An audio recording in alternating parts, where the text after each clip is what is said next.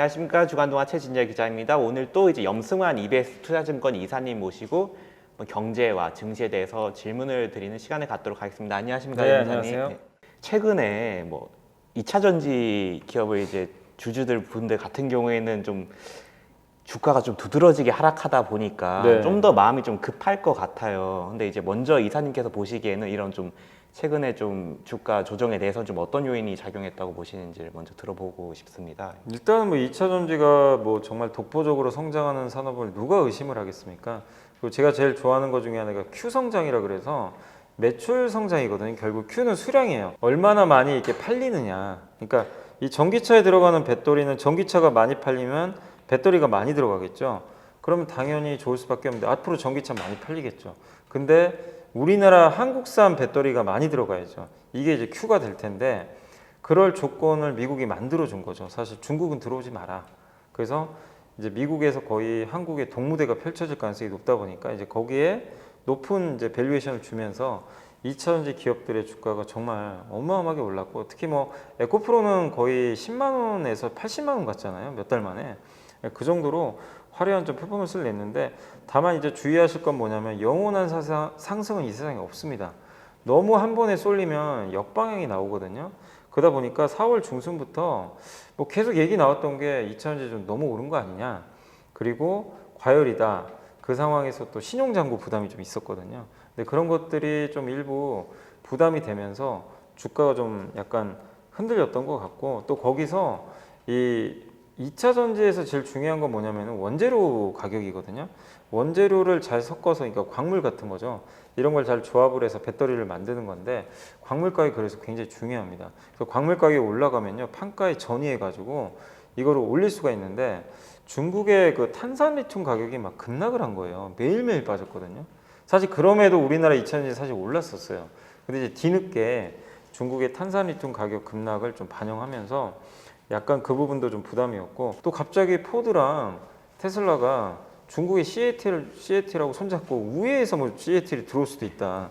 이러다 보니까 이게 괜히 또 이게 좀 짜증이 나는 거죠. 사실 좀 불확실하고. 그래서 이런 여러 가지 요인들이 좀 맞물려 가지고 2차 전지가 좀 흔들렸고 또 거기서 주가 조작 사태가 터졌잖아요. 근데 이게 CFD 계좌라는 게 결국 신용이죠.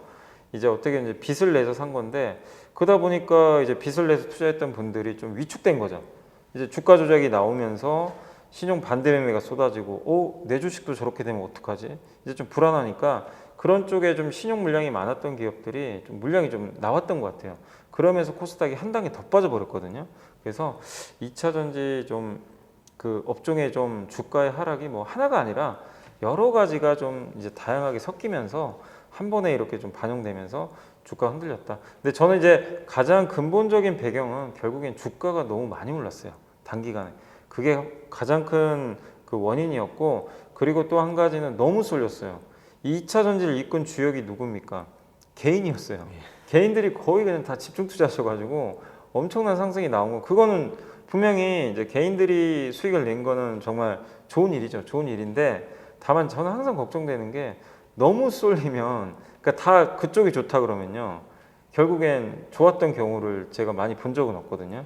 아마 이제 기자님도 기억하시겠지만 2년 전에 삼성전자 개인 투자분들이 거의 10만 어마어마하게 그때 9만 원 넘었을 때 그 쏠리면서 우리 직접 봤잖아요.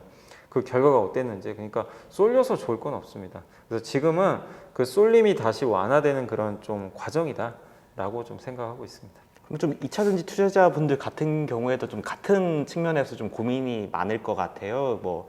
지금이 좀 주가가 많이 내렸으니까 지금 오히려 이렇게 수량을 늘리자 이렇게 생각하시는 분들도 있을 것 같고 반대로 이제 좀 다른 섹터나 다른 회사로 좀 관심을 가져볼까 좀 이렇게 고민하시는 분들도 있을 것 같은데 이사님이라면 좀 어떻게 판단 내리고 대응하실 것 같으신지를. 그러니까 이 2차 전지가 보니까 3년 올랐더라고요. 3년간. 네, 그래서 많이 오른 기업은 20배까지도 오른 기업도 있고, 그러니까 주가 상승폭도 그렇고 기간도 사실은 굉장히 많이 올랐거든요. 그런데 여기서 또 가기 위해서 뭔가 새로운 동력이 또 있어야 돼요. 예를 들면 이런 거죠. 미국은 지금 대부분 나왔으니까 유럽에서도 야 중국 들어오지 마 이러면 한 번 더 갈 수도 있어요. 그러니까 유럽도 미국처럼 중국을 막아버리겠다. 근데 유럽은 아직 그런 입장은 아닌 걸로 알고 있거든요.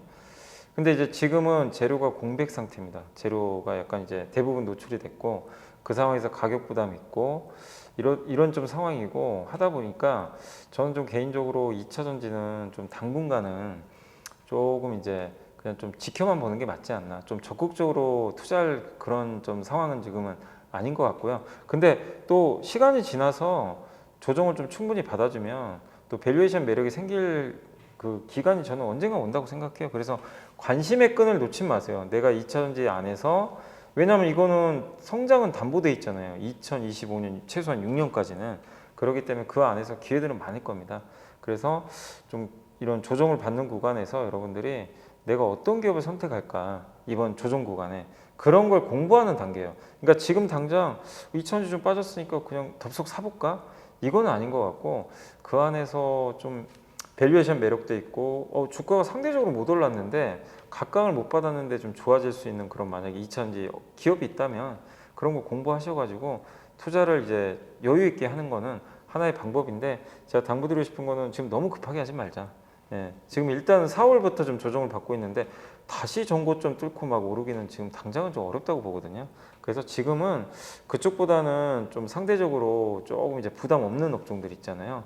그쪽으로 좀 가보자라고 말씀드리고 싶고 말씀을 드리니까 갑자기 생각이 난 게 사실 올해 좀 많이 논란이 됐던 게 2차 전지 기업의 가치 평가는 어떻게 해야 하냐 이게 또 역사적인 데이터가 적다 보니까 되게 다양하게 평가를 했잖아요. 보통 좀 이런 신산업 같은 경우는 좀 새롭게 부상하는 산업은 어떻게 평가해요? 이게요, 그러니까 신산업은 가치 평가하기가 어려워요. 그 전통적 방법 PBR로 당연히 안 되고요. PBR 보면요, 이게 진짜 기저초풍합니다. 너무 비싸요, PBR로는. 예. 근데 PER로 봐도 막 50배, 많게는 100배 나오니까. 근데도 PER 그렇게 높은데도 포스코 퓨처엠 같은 경우는 얼마나 주가가 올랐습니까? 그 포스코 퓨처엠이요, 10만 원 할 때도 비싸다 그랬거든요. 사실 밸류는. 근데 그게 40만 원 같잖아요. 그러니까 사실상 이게 그냥 밸류라는 거는 이렇게 초기에 성장하는 업종은요, 너무 퍼나 이런 거에 빠질 필요는 없어요. 사실은. 그 성장의 기울기가 유지가 되느냐가 중요해요. 그러니까 중요한 건 뭐냐면요, 이 산업이 성장이 계속 유지될지 이 기울기만 보시면 돼요. 뭐 중국이 끼어들면 기울기가 꺾이겠죠. 그런 걸 보는 거예요. 그래서 너무 밸류에 한정 지을 필요는 없다. 다만 이제 이런 건 있어요. 사람들이 처음 보는 거에는 다 열광을 하거든요. 그래서 밸류를 되게 높게 줍니다. 옛날에 메타버스 그랬잖아요. 여기서 2차 전지랑 메타버스가 뭐가 다르냐면 메타버스는 사실상 실체가 좀 없었어요. 숫자가 안 나와요. 근데 2차 전지는 이렇게 많이 갔는데도 주가 그래도 유지는 하고 있잖아요. 그 이유가 뭐냐면 실체가 있잖아요. 숫자가 나와요. 그래서 그 다음에 살펴볼 거는 실제 그러니까 실적이 잡히는지를 봐줘야 돼요. 그러니까 주가가 처음에는 뭔가 어떤 이벤트나 이런 거에서 막 올라왔어요. 성장 초기라 봤더니 뭐 예를 들면 자율주행이나 인공지능이라고 쳐볼게요. 이 기업들이 몇 배씩 올랐어요. 근데 그 다음에 사람들은 무슨 잣대를 들이내냐면요. 그래서 돈 얼마 벌 건데 돈을 확인해요. 실제 버는지.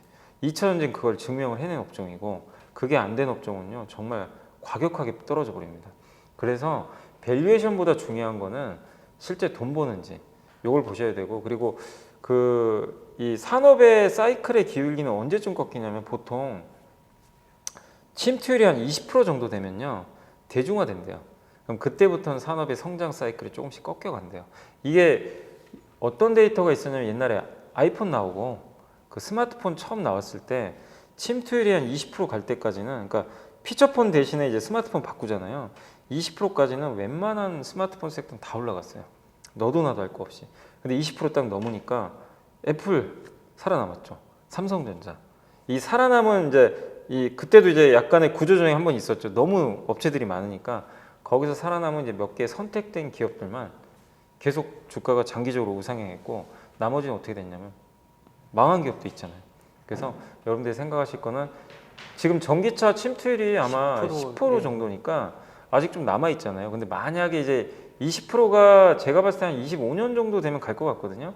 그때쯤 됐을 때는 이제 무작정 2차 전지는 고성장 산업이다. 이 논리보다 그때부터는 성장의 기울기가 둔화될 수 있다는 것도 염두에 두시고 그 공급과잉으로 갈 수 있는 흐름도 언제든지 나올 수도 있어요. 그래서 그때부터는 긴장을 하시면서 옥석 가리기를 좀 잘해야 된다. 그래서 이렇게 지금 처음에 성장하는 기업에 대해서는 너무 밸류에이션을 그냥 들이밀 필요는 없다. 예. 이렇게 좀 말씀드리고 싶습니다. 네, 이사님 감사합니다. 저희 오늘은 여기까지 이제 인터뷰를 마치도록 하고요. 또 2달 후에 새로운 질문을 이사님과 함께 이어가도록 하겠습니다. 네, 감사합니다. 안녕히 네, 계십시오. 감사합니다.